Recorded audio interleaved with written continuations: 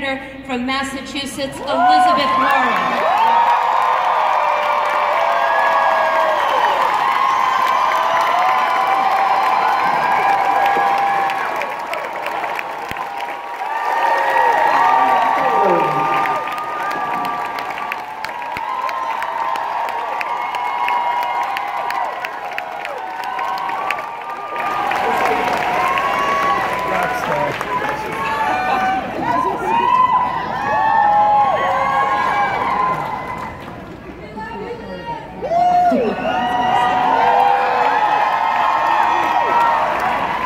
Senator Warren.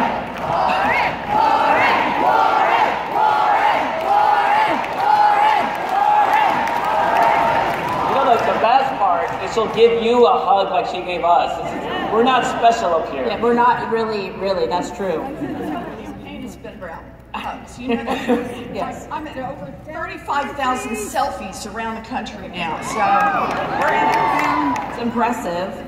Senator Warren, you've been coming to NetRoots since before it was cool. This is actually our largest NetRoots Nation ever.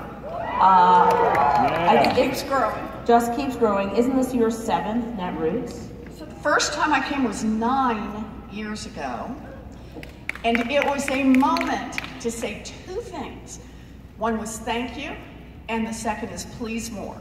And the thank you was we had just together, NetRoots and My Fight and some other groups that got in, gotten the CFPB signed into law.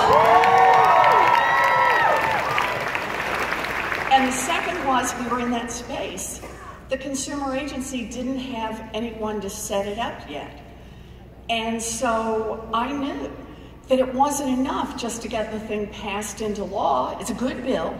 It was going to be a good agency, but only if we all stayed in the fight, got it into the fight, got it built the right way. And so it was the folks at NetRoots who thought somebody should be setting that agency up, got out there and fought for it. And that's how I ended up setting the agency up for President Obama for a year. So this has really been the work we've done together. And by the way, the giant financial institutions have had to return $12 billion directly to families they cheated. That's your work, and that is the proof that we can make government work for the people. We just have to get in that fight. Absolutely. Why do you believe this community, you keep coming back, why do you believe this community is so important to building progressive power in America? So I think the way we're going to build progressive power in America literally is from the roots up. It's whether you call it grassroots, netroots, it's about how we reach out, because the central problem in America today is we have a government that works great. It works fabulously for a thinner and thinner slice at the top. The rich and the powerful have figured out you can invest in buildings, you can invest in training your workforce, but you know you get a much better return on your investment when you invest in politicians in Washington to give you what you want. Well, NetRoots, grassroots, a grassroots movement is how we take our country back and how we decide we are not going to be an America that just works for those at the top. We're going to be an America that works for everyone. That's it. So the FTC just voted to levy a $5 billion fine on Facebook. Exactly. The vote was along party lines, with the 2 Democrats saying that the fine didn't go enough. And in fact, the fine was so low that Facebook stock went up after the announcement. They were thrilled. So given the impact social media played in the 2016 elections and just general invasion of our privacies, how should tech companies be regulated here and around the world? Okay. So let me just start with a blunt statement about that entire industry. We need to break up big tech. And for me, it's about 3 issues that kind of twist together. The first one is the structure that we talk about. And there's a variation on this structure Every time you go through it, it's with Facebook, it's with Amazon, right? It's with Google. Amazon's the easiest one to talk about it for. Think about it. You go to Amazon to buy pet cookies, right? You go to buy all kinds of stuff at Amazon. And if you're a small business and you want to sell, you've got to be on Amazon. Just to give you an idea of magnitude, Walmart is 9% of all retail sales that happen physically. Amazon is 49% of all sales that happen online. So small business goes and they provide the platform. Yay, I love the platform. But they also suck up information about every one of those transactions. What you searched for and what you searched for, they suck up enough information to figure out, oh, this pet cookie store is profitable. And so what do? They use that information to decide it will become the Amazon pet cookie store. They don't call it that, but that's what they do. And then they move your profitable business that you sweated and bled for back to page 7, where it dies. So here's my view on this with these giant companies. They can run the platform, in other words, they can be the umpire in the baseball game, or they can have a team in the league. That is, they can be the businesses, but you don't get to be both.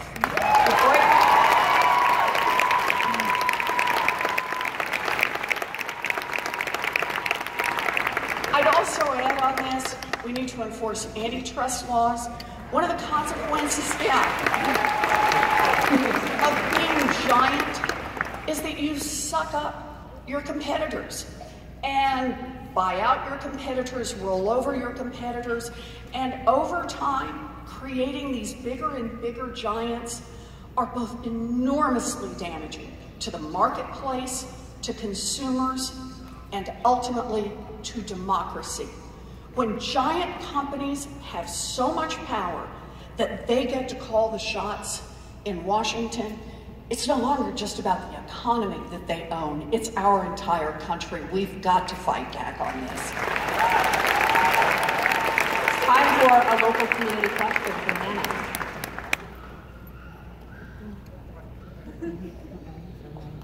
Yeah, it's just the same thing. What, no baby? No baby. My babies are home. Sorry. Hi, Sarah Bela and Abby Rose. So this question's a little bit wonky, but I think you're gonna get it. Are you making fun of me? So my name is Hannah Sassman, and I'm a community organizer. I'm the policy director at Media Mobilizing Project right here in Philadelphia. And I'm a community organizer who's worked at the intersection of race, economic justice, and technology my entire adult life. So right here in Philly, our city is working to replace money bail with a computer program, a risk assessment algorithm that tries to predict who is safe to release pre-trial and who has to stay in jail to supposedly protect the community. But as Michelle Alexander wrote, this is the newest Jim Crow. That is cooking bias from a racist system of policing and prosecution into a chain of ones and zeros. How would you, Senator, end mass incarceration without turning to algorithms like that one, or to electronic monitors, facial recognition software, or surveillance to make sure that we don't replace prisons and detention with e-carceration for Black, brown, immigrant, queer, and poor communities?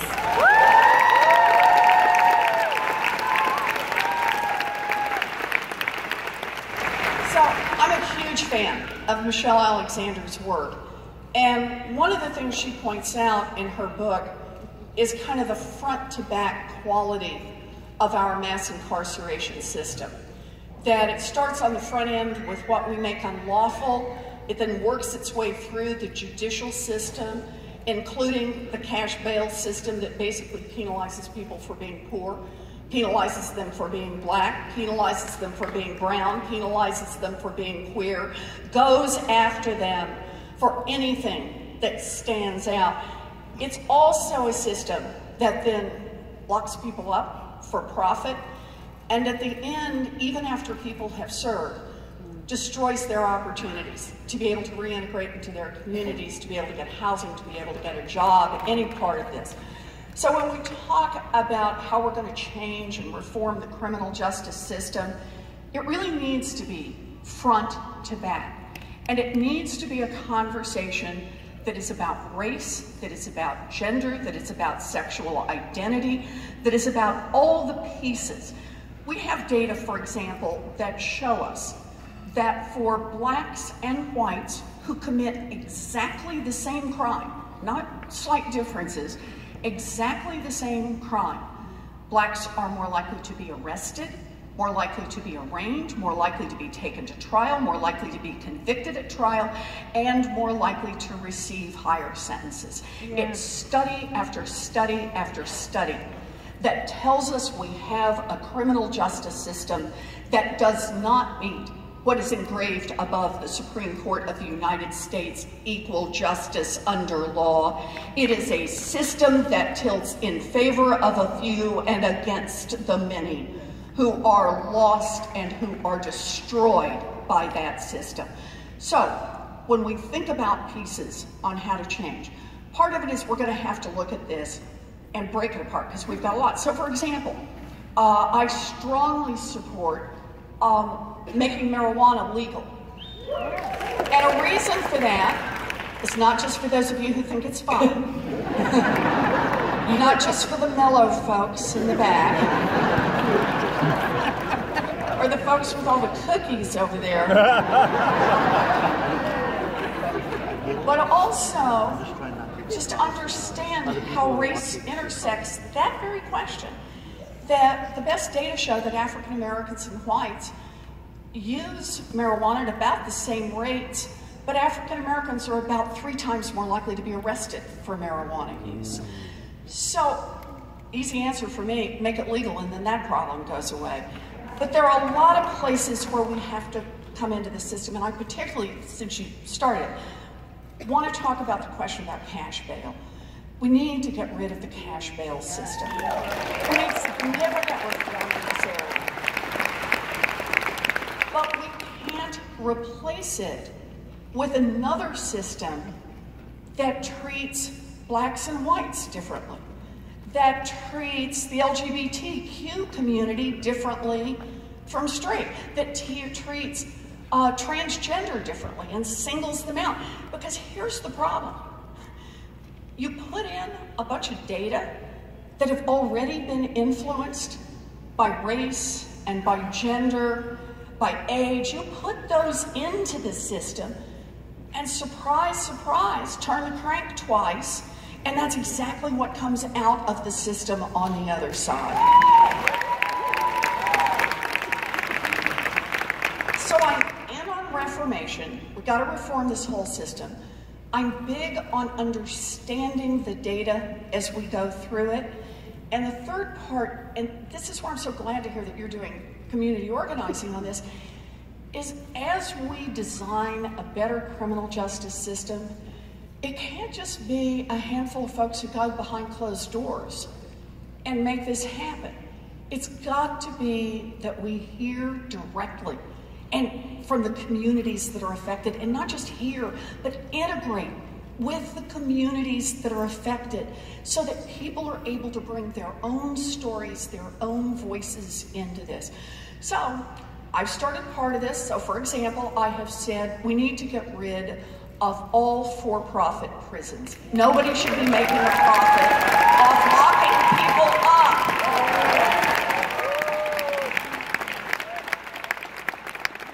But there's a whole lot more coming in this plan, and I hope we're going to be able to work together on it. So thank you. Thank you. Thank you. Thank you, Senator. Melissa Ryan from our community asks, legalization of the 11 million undocumented immigrants in this country, and the reunification of their families under the Obama administration and the Trump administration. Thank you. Do you want to say a few words about? We're gonna talk about. Let's talk about immigration. So you commit on day one to immediately legalize the 11 million undocumented immigrants. And let's talk about immigration. She is going to talk about that issue. And the Trump era. Do you commit on day one? Do you commit? Thank you. let's let the senator answer your question. Do you commit on day one? She can't speak if you keep yelling. You gotta let her answer. Do you commit Let her to answer. legalization on day one of the 11 million undocumented immigrants? So I'd like to talk about undocumented immigrants. I'd like to talk about mixed status families.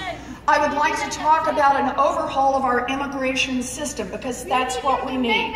And it starts with the premise that immigration is good for this country.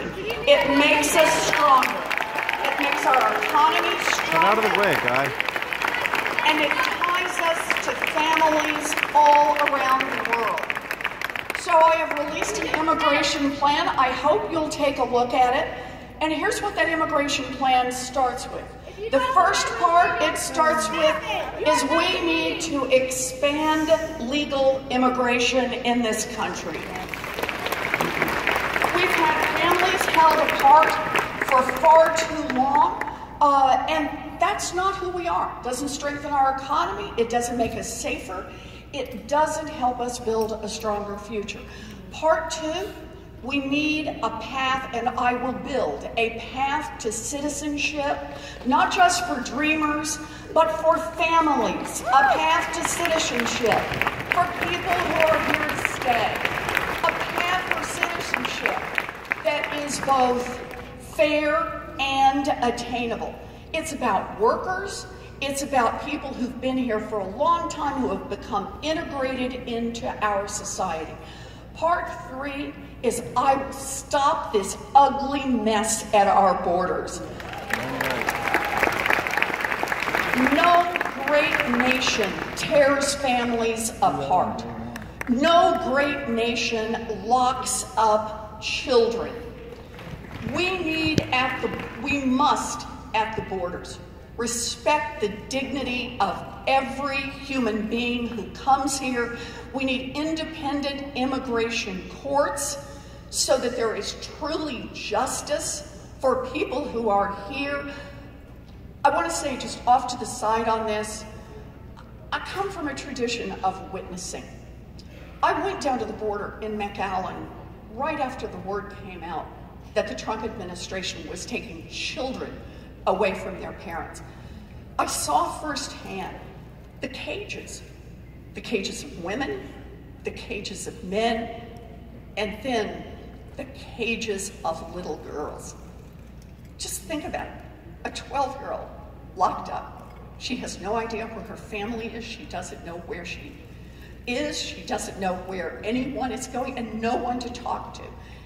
And they're just clumped together in cages like the size of this middle section, with a little guard tower in the center, so someone can keep an eye on these children. I talked with nursing mothers, one who told me about how she had given a drink of water to a police officer, and as a result, someone had told the gangs that she was working with the police. She knew what that meant, that her life and her baby's life were in jeopardy. She wrapped up her baby and headed to the United States. This is our moment to live our values. And that means down at the border, when people come here who are desperate, people come here whose lives have been turned upside down, people who come here to try to build a better future, then we need to treat them with humanity, and we need to follow the law.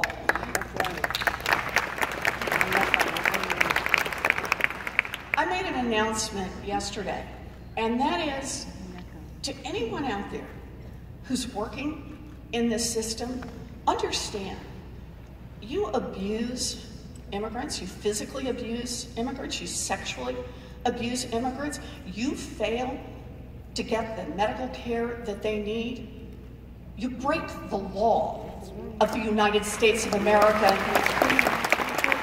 And Donald Trump may be willing to look the other way, but President Elizabeth Warren will not.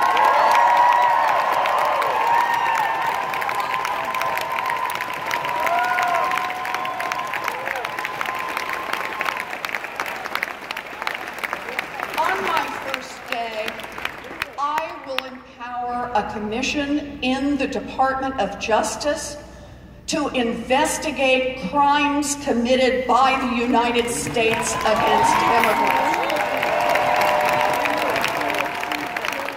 Know this now. Thank you, Kendra.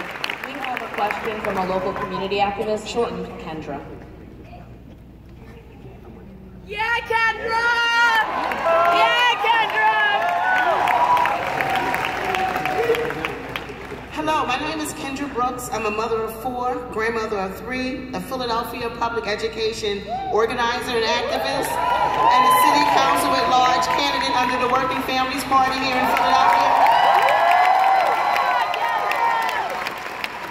Here in Philadelphia, we have been ground zero for the decimation of public education, for corporates trying to privatize our children's education, for over-policing of Black and brown students, and for massive school closures. But we are also the home of a true movement for public education. Our movement is full of people ready to create a world-class quality education for our city on the local level. So I ask the question, what is your plan, your comprehensive plan for K-12 education in this country, particularly around school funding, charter school accountability, and union rights? All right, thank you.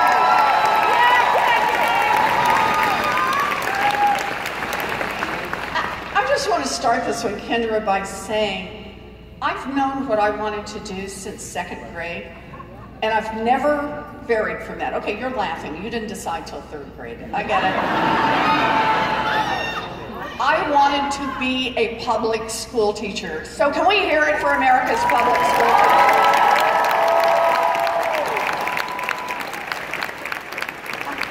I used to line my dollies up and teach them. I was tough but fair. My family didn't have much, and by the time I graduated from high school, we didn't have the money for me to apply to college, much less to be able to go. My big chance, it's a twisty, turny story, but my big chance was an opportunity after I was married and dropped out of school to get an education at the University of Houston, which back then was a commuter college that cost $50 a semester. I held on for dear life and I became a special needs teacher. I have lived my dream job. I see what education does and the opportunity, and I see it from both ends. I see it because of what it opened for me, the public schools I went to as a kid, the opportunity to get a college diploma, and ultimately I went to a public law school. I believe that public education is part of what creates opportunity in America, and my investment for that runs deep. So, how do we do it? Let me just give you a couple of ideas. First, we start with a wealth tax on the top 1/10 of 1% in America, 2 cents. And we then spent that 2 cents to provide universal child care, universal preschool for every 3-year-old and 4-year-old in this country, to raise the wages of our child care workers and our teachers, to make sure that our schools have the funding they need, that they have the buildings they need, that teachers have the training opportunities they need, to provide tuition-free technical school, community college, and 4-year college for every one of our kids, and to cancel student loan debt for 95% of the people who buy. That puts money in, and that will make a big difference in our schools, but it won't do it all by itself. The second part, in America, we need to make it easier to join a union and to give unions more power to make it push. And nowhere is that more true than with our teachers. Because when teachers get out on the front line, sure, they talk about teachers' salaries, they talk about their working conditions, but our teachers are out there fighting for our children. So we need to support the power that they need by making it easy for them to be unionized. So thank you. gonna do one more question. Okay. One more question, we have 2 minutes. Good. All right, this comes from Daily Coast community member DHL, not to be confused with the international conglomerate. I was just gonna say. Logistical conglomerate. The ideological balance of the Supreme Court was unfairly tilted to the right when President Barack Obama was robbed of his opportunity to appoint a replacement for Scalia. How do you intend to restore ideological balances to the Supreme Court? So, I thought unfairly was putting it rather diplomatically here. The Supreme Court seat was stolen by the Republicans. Yes, it was. You got dismissed. In a naked power move. Yeah. So I'm going to do this one 2 ways. One is just to talk straight on about the Supreme Court. I'm very uneasy about proposals that would further politicize the court. But there are a lot of different proposals out there that people are talking about that try to depoliticize. For example, using Court of Appeals judges on a rotating basis so that you have an expanded pool. There are a lot of different ways to look at this. But we have to be clear. We cannot have a Supreme Court that undoes everything that we fight for and believe in as a democracy. That's part one. But I want to do a part two. And that is, for far too long, we have been relying on the Supreme Court when it hasn't helped. Understand this, for 47 years now in Roe versus Wade, we keep hoping the court is going to protect us. The court is our only protection. Well, you know, here's the deal. About 3 out of 4 people in America believe that Roe versus Wade should be the law. And when that's the case, then it's time for legislative action.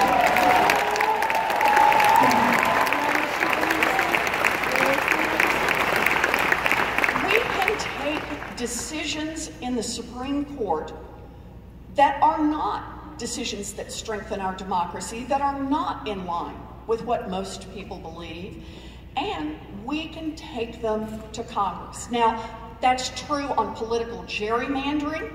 It's true, yeah. It's true on protecting our unions. It's true. Here's the deal. I say it this way. People talk about a progressive agenda, but understand this. The progressive agenda, raise wages, give unions more stay in the fight. What was that?